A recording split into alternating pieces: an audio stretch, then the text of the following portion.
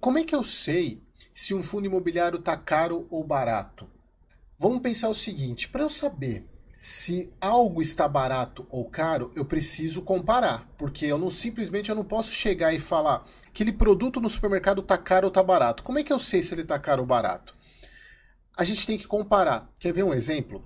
Para eu falar que um fundo imobiliário está caro ou não, com o que eu posso comparar?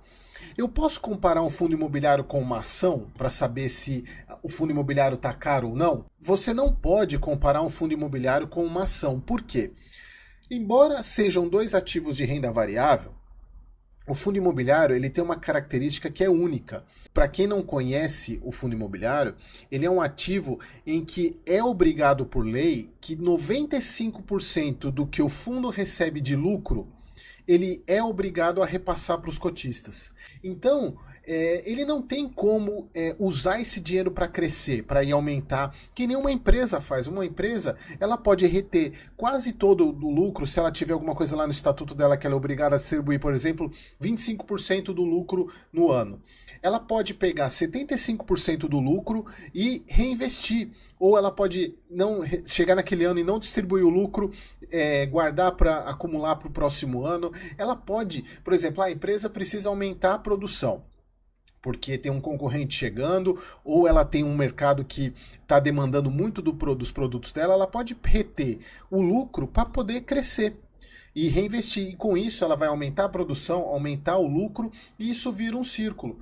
Então, o que isso significa? Significa que um fundo imobiliário ele não tem essa característica de crescimento, porque 95% do lucro dele é distribuído para os cotistas. Então o fundo, para ele crescer, ele precisa fazer emissão de novas cotas. Eu não vou entrar nesse detalhe hoje, mas ele não consegue crescer com lucro. Então a gente não pode comparar um fundo imobiliário com uma ação, embora sejam ativos de renda variável. Então, com o que a gente compara o fundo imobiliário? Bom, então se o fundo imobiliário, como o Vinícius falou, ele paga rendimento mensal, ele não tem essa característica de crescimento, de valorização do ativo, do valor do ativo. Ele não tem essa característica. E ele é obrigado a repassar 95% do lucro, então ele é caracterizado como um ativo de renda. Que outro ativo de renda que a gente tem no mercado que não tem essa característica de crescimento, ele vai render sempre o que você contratou até o vencimento? O título do Tesouro, pessoal. Então, a gente pode comparar, por mais que seja um contrassenso, a gente pode comparar o fundo imobiliário com um título público, de um título de renda fixa. Porque eles têm muitas características parecidas. Você tem dois ativos que não vão se valorizar. O título público ele vai valorizar, ele vai render aquilo que ele foi contratado, por exemplo, mais 10%. Ele vai render 10% até o final.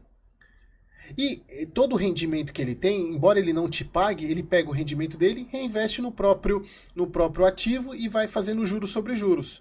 No caso do fundo imobiliário, ele também tem essa característica. Por mais que ele te pague o rendimento, mas você pode pegar esse rendimento e colocar de novo no fundo imobiliário, reinvestindo no fundo, e você tem essa característica do juro sobre juro. Então, a gente pode comparar o fundo imobiliário com o tesouro.